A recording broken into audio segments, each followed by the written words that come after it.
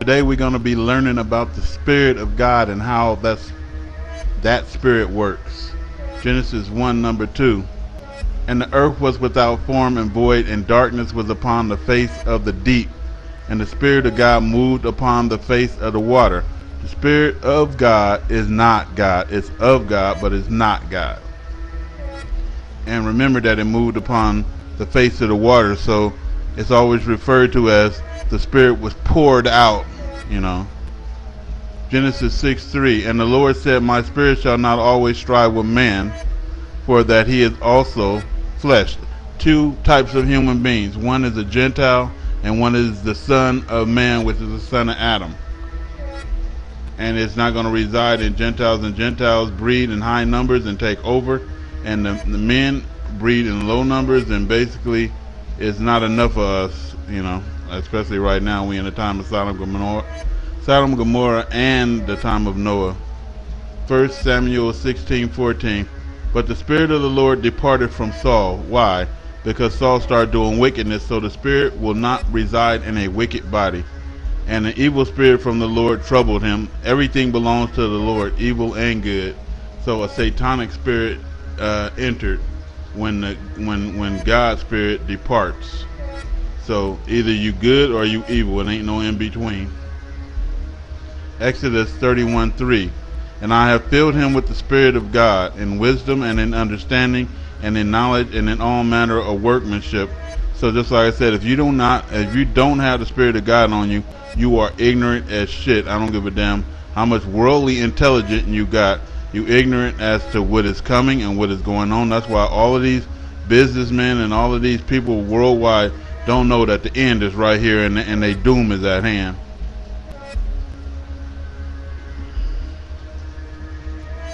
Numbers 11:25. And the Lord came down in a cloud and spoke unto him, and took of the Spirit that was upon him and gave it unto the 70 elders. So it could be one person with the Spirit of God on them, and that Spirit could be shared within everybody that's around in the area and the room. And it came to pass that when the Spirit rested upon them, they prophesied and did not cease. Before they wasn't. So when the Spirit of God is on you, then you have the wisdom and the understanding and the knowledge, and you have the book right on your heart, and you're going to prophesy, because that's where the Spirit lays the prophecy on your heart. 2 Samuel 23:2. The Spirit of the Lord spoke by me, and his words was in my tongue, meaning that anybody with the Spirit of the Lord is not speaking of their own self, just like anybody with the spirit of demons on them is not speaking of their own self. You are a front man for the demons, and you are a front man for the Spirit of God, which is God's Spirit. So these are God's words that the Spirit is bringing to you. Judges 3:10. And the Spirit of the Lord came upon him, and he judged Israel and went out to the war. So it's also a spirit of judgment. Job 32:8. But there is a spirit in a man, and the inspiration of the Almighty giveth them understanding. So the Spirit gives you inspiration and understanding.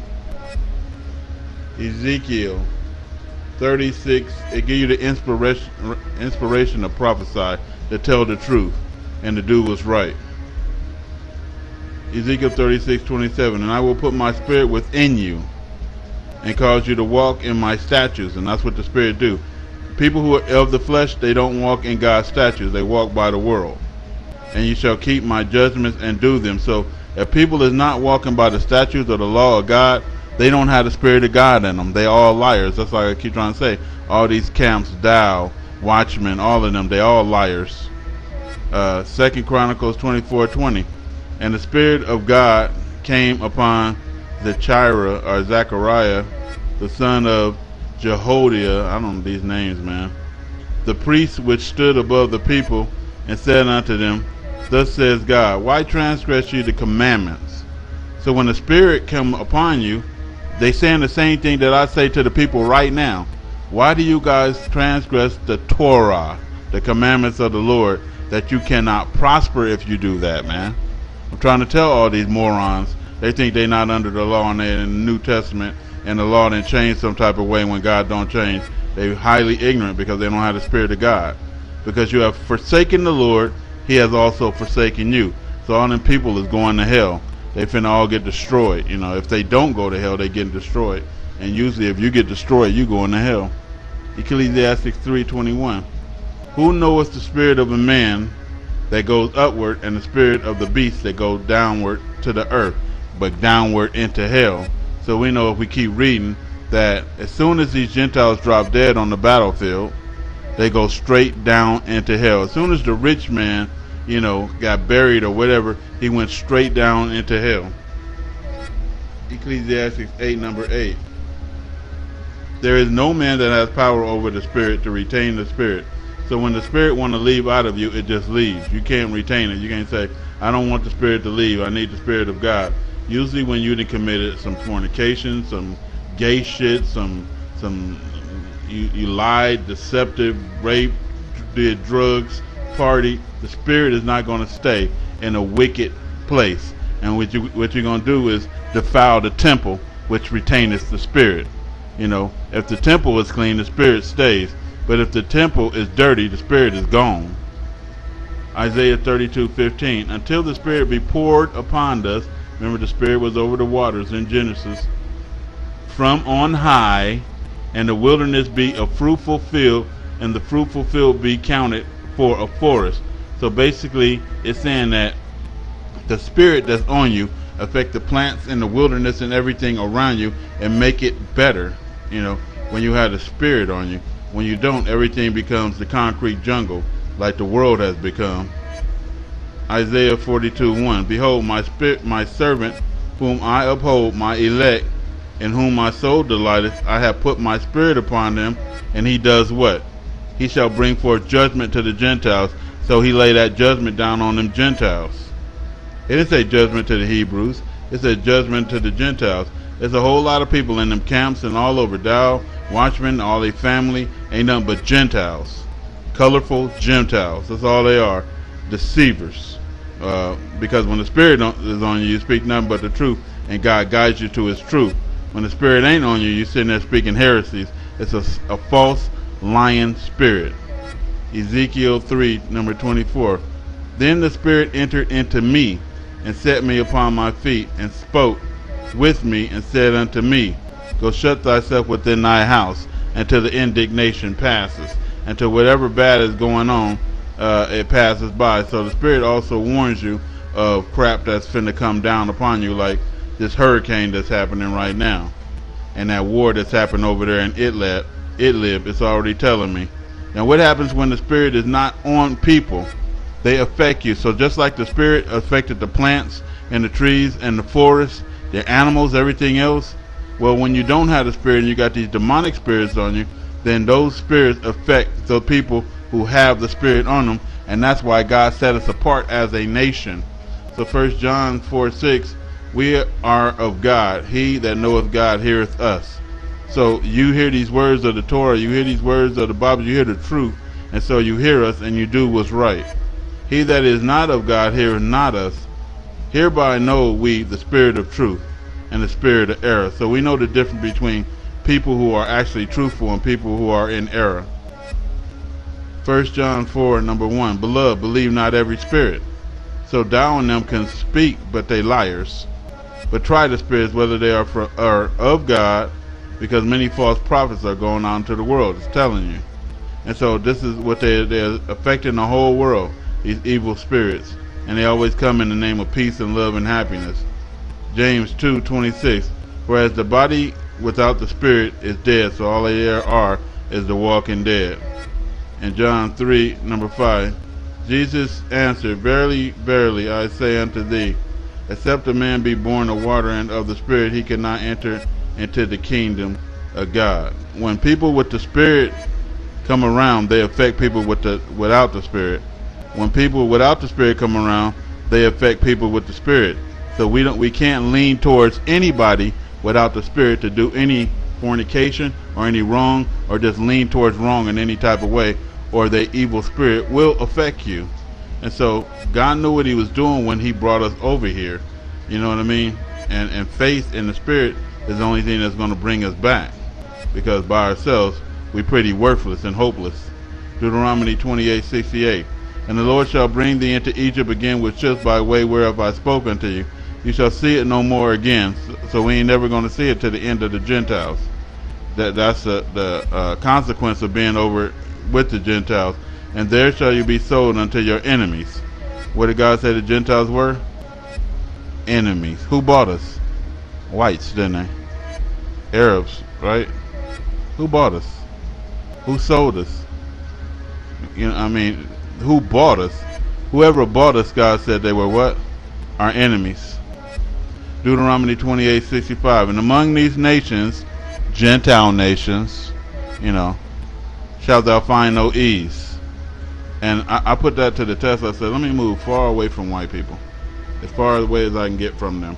Orientals and Africans, and let's get as far away from Gentiles as possible, and let's see what happens. It's far more peaceful, man. Not being in the city around them where you have to be. When you get around them, all they do is like come with their perversity and their sicknesses. Neither shall the sole of thy foot have any rest around these nations, but we can't seem to get completely away from them. I would love to go back to our land, and I just would. And there ain't no offense to the nations. I would just love to not be around you, because God is saying around you, we ain't going to find no ease. We would love to get to the ease, man, and the only way we're going to get to that is get from around you. Romans 11:12. Now if the fall of them, which is the Hebrew, be riches for the world. So when we failed by worshiping other gods, and that's what they still doing to today. They still ain't learned their lesson, worshiping Christ, the stumbling block that the Bible already told you was a stumbling block. You ain't supposed to be worshiping the creation. You're supposed to be worshiping God. If the fall of them be the riches of the world, and so basically when we got taken to slavery, the world got rich, and the diminishing of them mean the riches of the Gentiles, and they still killing us to the day in order to get rich. Our blood and stuff like that, they offering their sacrifices to their devil gods. What do you think they killing the black man, and all these cops is killing black people, and they saying this is how they gonna get their pensions, and their world keep running off the blood of the children of Abraham, children of Israel. Deuteronomy 7:17. If thou shalt say in thine heart, these nations are more than I. If you say the white man is greater than you when God put you above the nations, God says, how can I strip them of this? If you believe inside your heart, that they greater than you, then basically God ain't going to help no liar. This is actually saying what it's saying. All of it is saying what it's saying. I ain't making no mistake. It ain't a racist thing. It's straight biblical. As soon as you say that, since people ain't used to hearing the truth, they frown their face up at this. Lamentations 2:9. Among the Gentiles the law is no more. So what did Paul of Tarsus do? You are not under the law, you are under grace, right? Her prophets also find no vision from the Lord. So look at all these false prophets. Dow, Watchman, General Yohana. Are they all false? Jerusalem will be trampled underfoot, and this is Luke 21:24, by the Gentiles until the time of the Gentiles are fulfilled. And we in that time right now. So we're about to be placed into our own fold in a minute, people.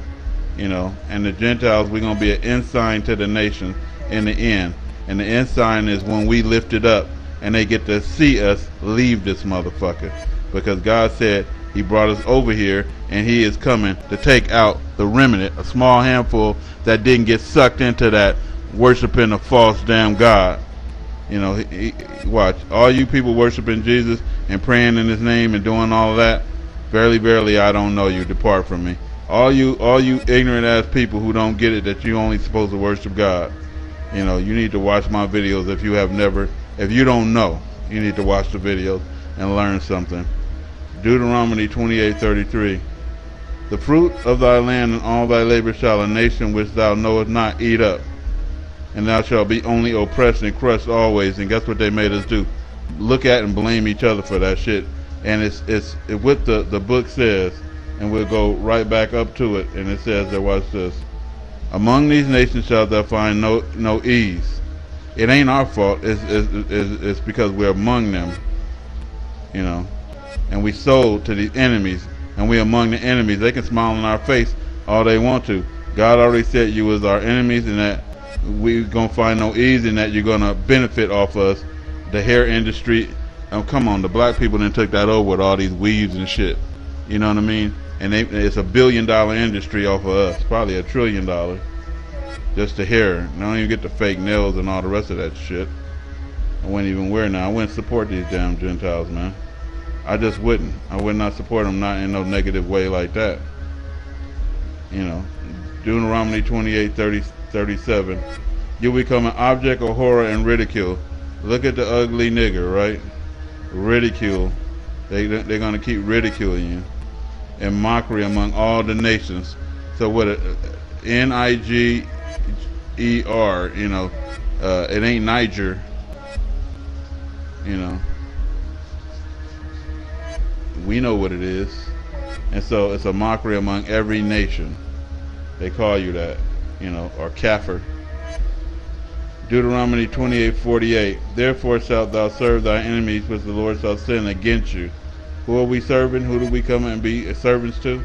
The enemies, which the Lord shall send against you, in hunger and thirst and in nakedness and in want of all things. So they got everything. They can flourish. Look at that Chinese. Look at that Korean. Look at the Mexican. Look at them. They can flourish around us, and we doing bad in our own communities. This is proof, man. Deuteronomy 28:49. The Lord shall bring a nation against thee from afar. That was America. That was the European nations.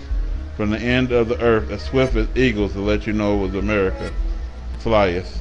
A nation whose tongue thou shalt not understand, because we spoke Hebrew.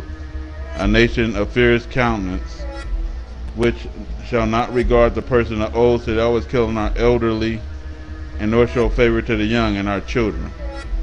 You know, our wives, our husbands, whatever, the family. They murderers. You know, they don't regard us as a people. They always mocking us and making ridicule of us. They always got nigger jokes, don't they? They always oppressing us, and then they say they not oppressing us. You know, when God said we're going to be trampled down underfoot to the end of the Gentiles, until they gone. You know, and God is coming to destroy the Gentiles, if y'all don't know. And I ain't saying that it ain't a way out for the Gentiles. A way out for the Gentiles is to be loving God's chosen people and to be with them and help them in some type of way. Most Gentiles prefer not to help us, but they prefer to do what the book said that y'all do naturally. Oppress us. Let's wrap the news.